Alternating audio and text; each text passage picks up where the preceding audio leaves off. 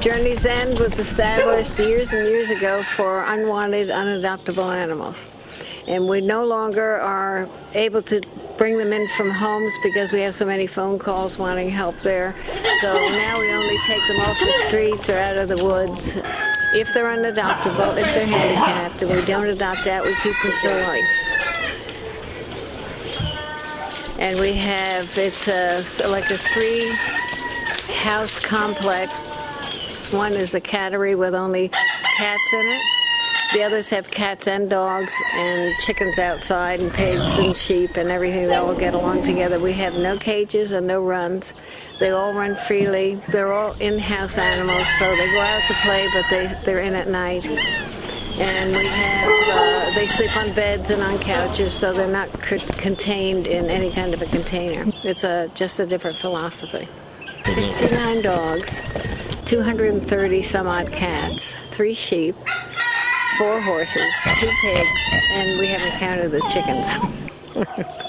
They move too quickly. Lilo in the wagon was born with a deformed pelvic bone, so she no longer walks. She just bounces around, or never did walk, actually. She was born that way.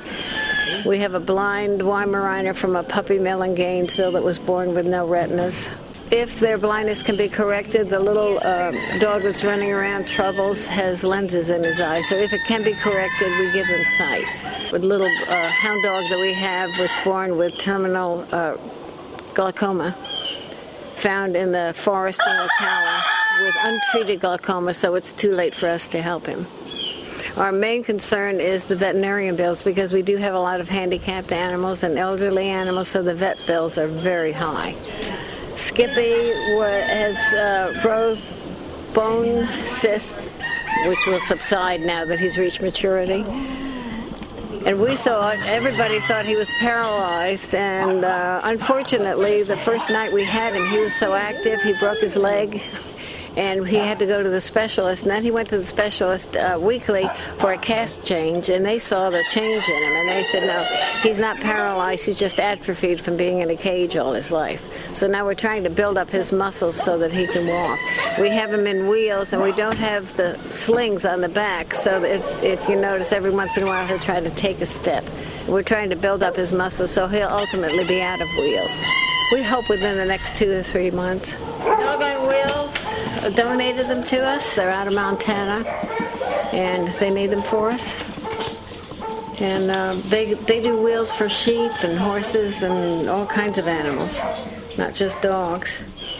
Years ago, I had oriental rugs. We had big house parties, beautiful house parties. I brought my china out.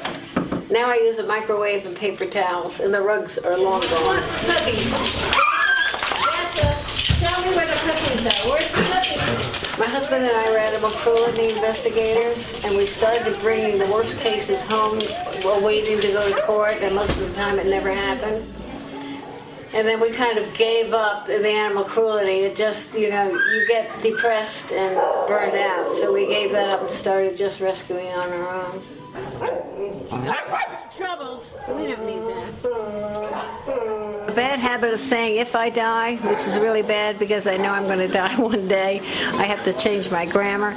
But my grandfather was 97, and he drove his little car to my aunt's house, had dinner that night, spent the night. The next day he was reading the morning newspaper, and he put his head down, and they thought he was napping, and he was dead.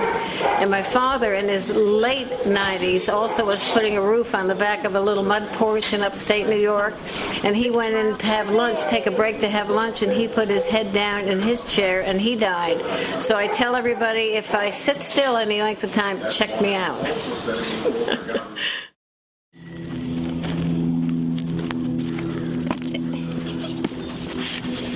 Come on, Skippy. Come on, let me get your toy.